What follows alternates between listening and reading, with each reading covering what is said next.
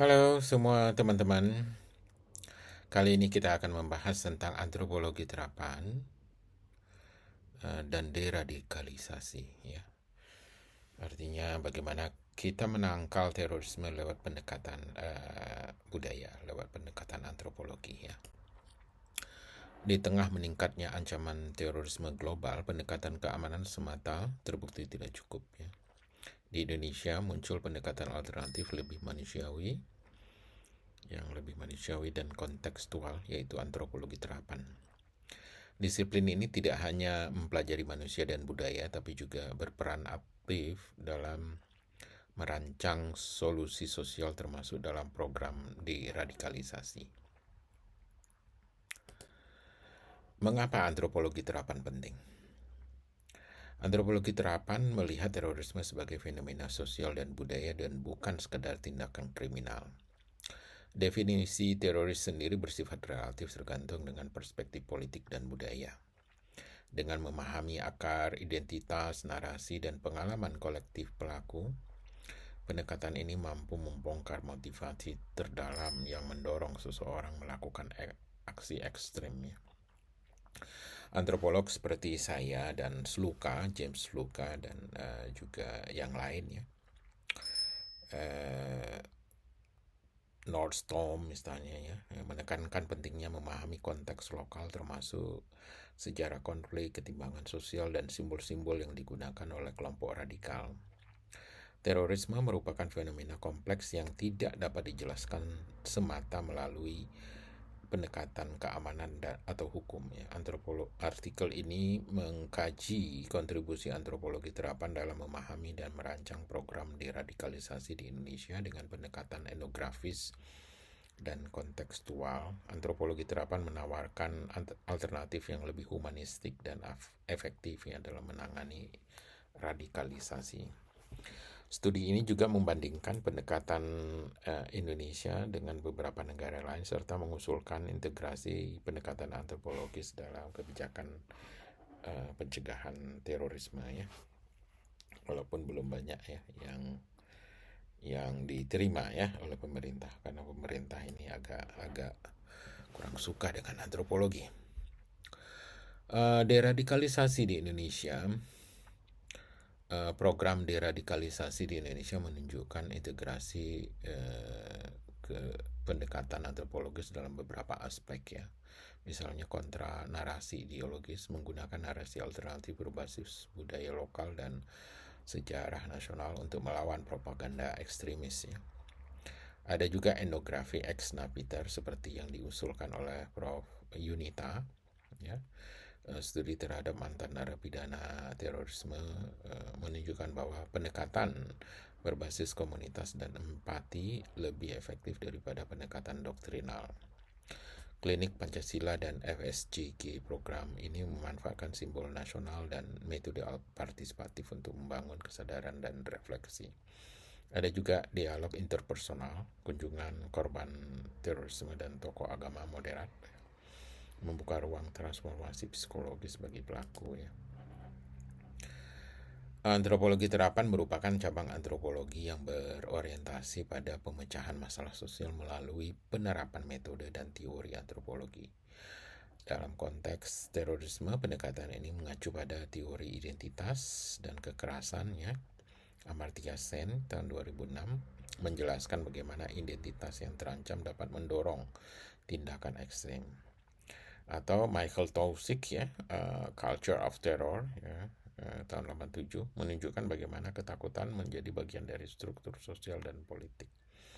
Atau Caroline Nordstrom dengan etnografi konfliknya ya, menekankan pentingnya studi lapangan dalam memahami dinamika kekerasan.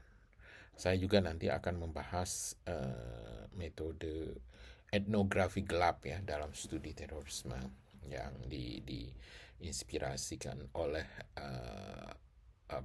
Sherry Ortner ya.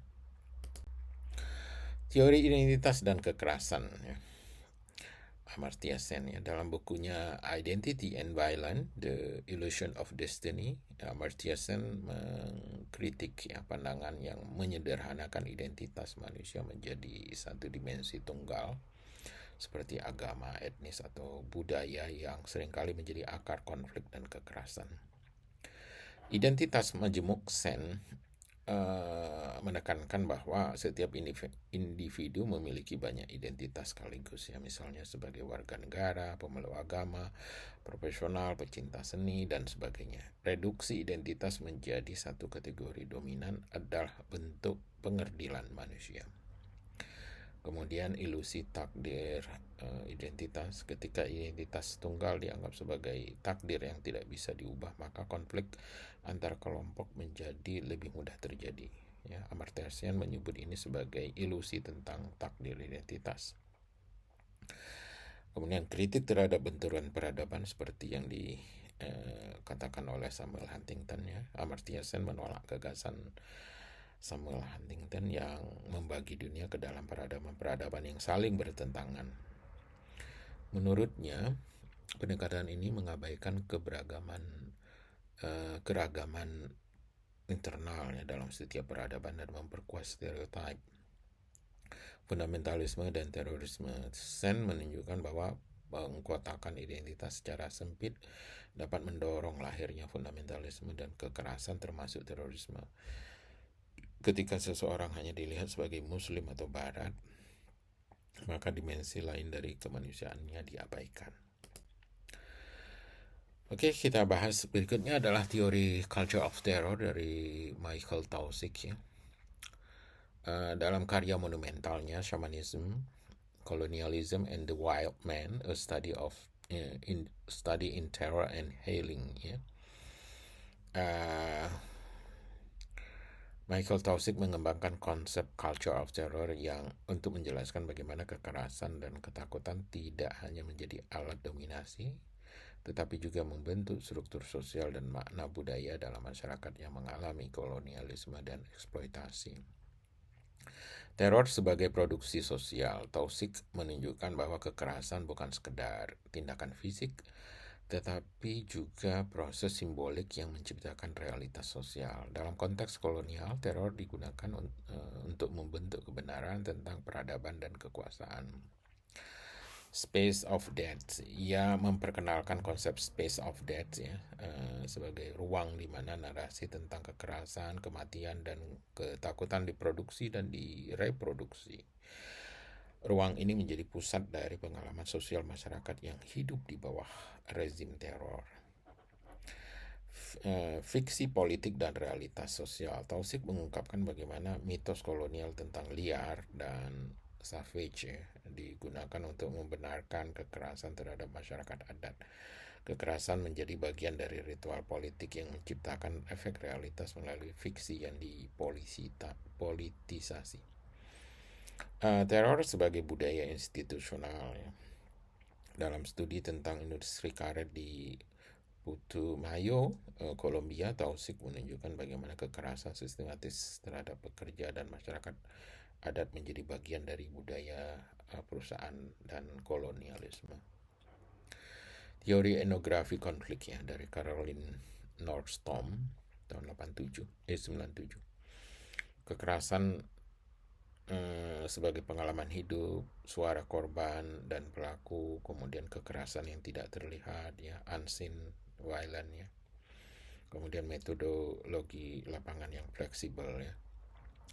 Nordstrom tidak hanya melihat kekerasan sebagai statistik atau peristiwa politik, tetapi sebagai pengalaman manusia yang kompleks, ya, penuh trauma, kreativitas, dan perlawanan. Ia memberi ruang bagi narasi orang-orang yang hidup di tengah konflik, termasuk warga sipil, pejuang, dan penyintas atau orang-orang survivor, ya. Ini membongkar narasi resmi negara atau media yang sering menyederhanakan konflik. Nordstorm mengungkap bentuk-bentuk kekerasan yang tidak selalu tampak seperti ketakutan, kemiskinan, dan kehancuran struktur sosial yang seringkali luput dari analisis politik formal. Ia menolak pendekatan etnografi yang kaku, ya. Dalam konflik, peneliti harus adaptif, etis, dan mampu membangun kepercayaan di tengah situasi berbahaya. Makanya nanti kita akan bahas tentang metodologi etnografi gelap, ya, yang membahas tentang ini, karena dibutuhkan, ya, dibutuhkan metodologi lapangan yang lebih fleksibel. Kemudian teori dari Paul Farmer, ya, structural violence dan suffering from below, ya, kekerasan struktural dan penderitaan dari bawah.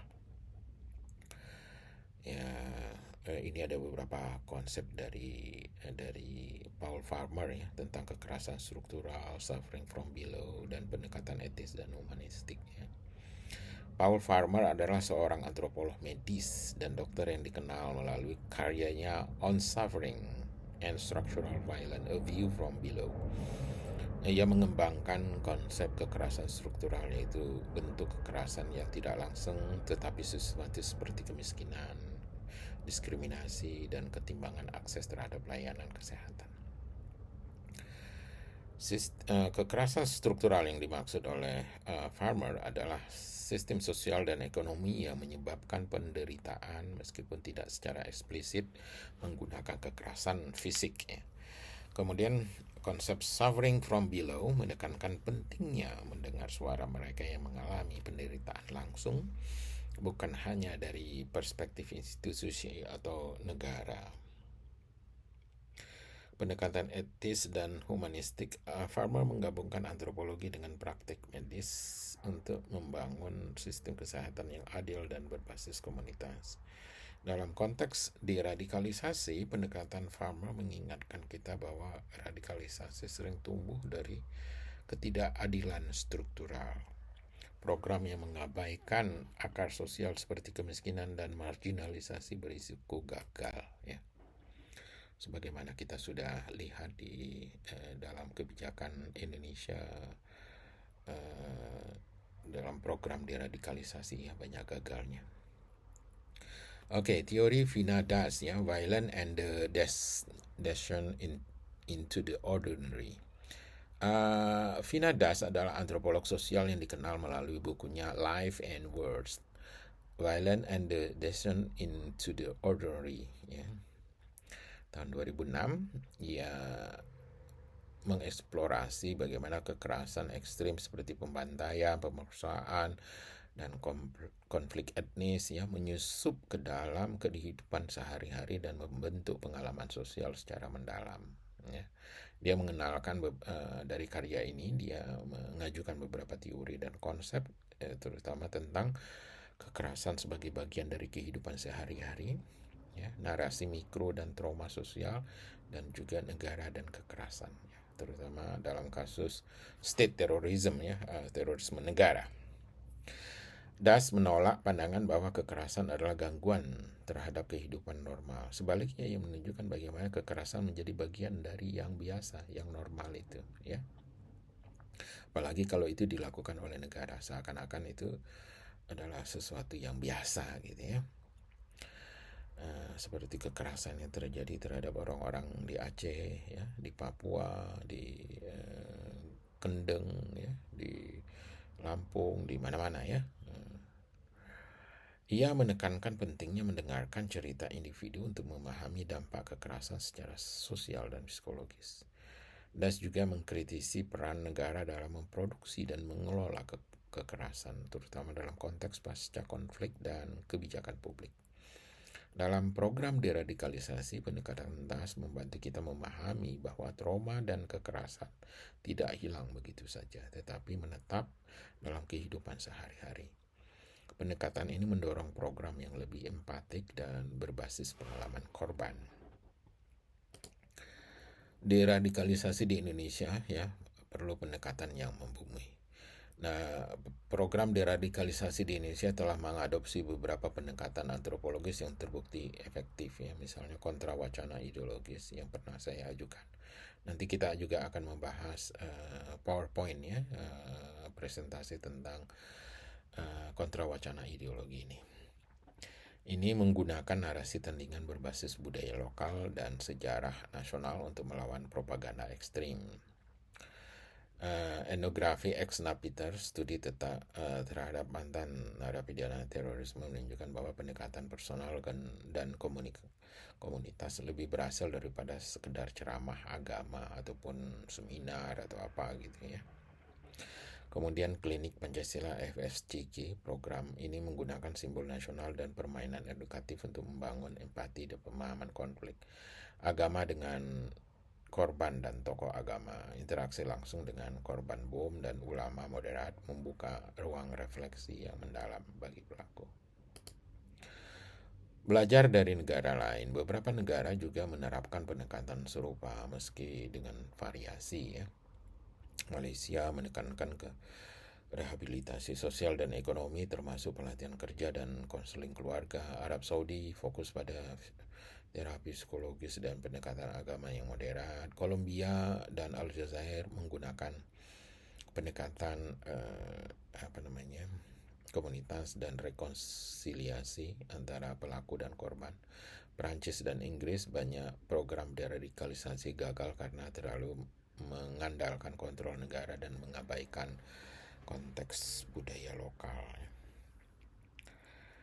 Oke, jadi ini kita bisa melihat di tabel di sini ya, bagaimana keterlibatan antropologis yang tinggi ya, misalnya Malaysia ya. Pendekatan utamanya adalah rehabilitasi sosial dan ekonomi. Arab Saudi ya 50-50 lah, tidak begitu melibatkan antropologi, lebih melibatkan terapi psikologis dan pendidikan agama. Kolombia rekonsiliasi komunitas dan korban yang keterlibatan antropologisnya tinggi. Prancis ini kontrol negara dan pengawasan tapi rendah sekali ya. Ilmuwan antropologinya kelihatannya tidak mau engage ya, terlibat dengan program deradikalisasi ini. Oke, pendekatan deradikalisasi yang mengakui identitas majemuk seseorang bukan hanya sebagai mantan teroris atau radikal, dapat membuka ruang pemulihan dan reintegrasi yang lebih manusiawi. Program yang mengedepankan dialog, refleksi, dan pemahaman lintas identitas lebih efektif daripada pendekatan yang mengukuhkan stigma. Dalam konteks kontemporer, Culture of Terror menjelaskan bagaimana ketakutan dapat digunakan oleh negara maupun kelompok ekstremis untuk membentuk identitas, mengontrol narasi, dan memobilisasi dukungan. Program deradikalisasi yang memahami bagaimana ketakutan dan kekerasan diproduksi secara sosial dapat lebih efektif dalam membongkar narasi ekstremis dan membangun ruang pemulihan. Nordstrom melakukan penelitian langsung di Mozambik ya. Selama perang sipil yang brutal, ia menunjukkan bagaimana masyarakat sipil tidak hanya menjadi korban tapi juga agen perdamaian dan pemulihan. Ia menyoroti bagaimana budaya lokal, spiritualitas, dan solidaritas sosial menjadi alat untuk bertahan dan membangun kembali kehidupan. Ya, sebagai penutupnya ya, kita perlu melihat bahwa antropologi terapan menawarkan jalan tengah antara pendekatan represif dan pendekatan empatik. Dengan memahami manusia secara utuh ya, budaya, sejarah, dan psikologinya, kita bisa merancang program deradikalisasi yang tidak hanya menyentuh pikiran tapi juga hati. Kedepan pendekatan ini bisa diterapkan di sekolah, komunitas lokal, dan media sosial sebagai bentuk pencegahan dini. Karena menangkal terorisme bukan hanya soal keamanan tapi juga soal kemanusiaan. Antropologi terapan memiliki potensi besar dalam merancang kebijakan deradikalisasi yang lebih efektif dan berkelanjutan. Integrasi pendekatan ini dalam pendidikan, komunitas lokal, dan media sosial dapat menjadi strategi pencegahan dini yang lebih eksklusif dan kontekstual. Pendekatan antropologi terapan terhadap terorisme menekankan pentingnya memahami manusia secara utuh melalui budaya, sejarah, dan pengalaman sosial. Dalam konteks Indonesia, pendekatan ini telah menunjukkan efektivitasnya dalam membongkar akar radikalisasi dan membangun ruang transformasi. Kedepan, integrasi pendekatan ini dalam kebijakan publik menjadi langkah strategis dalam menciptakan masyarakat yang lebih toleran dan resilient terhadap ekstremisme. Fenomena terorisme telah menjadi perhatian global terutama pasca peristiwa 11 September 2001. Di Indonesia, serangkaian aksi teror seperti bom Bali dan bom Tamrin ya, menunjukkan bahwa radikalisasi dapat tumbuh dalam konteks lokal yang unik. Pendekatan konvensional yang menitik beratkan pada penindakan hukum dan keamanan seringkali gagal menyentuh akar sosial dan budaya dari radikalisasi. Oleh karena itu diperlukan pendekatan alternatif yang lebih kontekstual, salah satunya melalui antropologi terapan. Dalam studi konflik modern, baik itu perang, ekstremisme, atau kekerasan struktural, pendekatan etnografi memungkinkan pemahaman yang lebih manusiawi dan kontekstual, cocok untuk penelitian tentang deradikalisasi, trauma kolektif, atau rekonstruksi pasca konflik ya. Oke, inilah yang bisa saya sampaikan. Ini daftar pustaka dalam membangun makalah ini ya. Ada tulisan dari Edward Baker, ada Horgan ya, Caroline Nordstorm, Amartya Sen, Michael Tausig ya, Sumter, kemudian juga ada ICG ya, ada Wahid Foundation juga, ada Zeiger dan sebagainya. Terima kasih atas perhatiannya. Saya mengucapkan Assalamualaikum warahmatullahi wabarakatuh.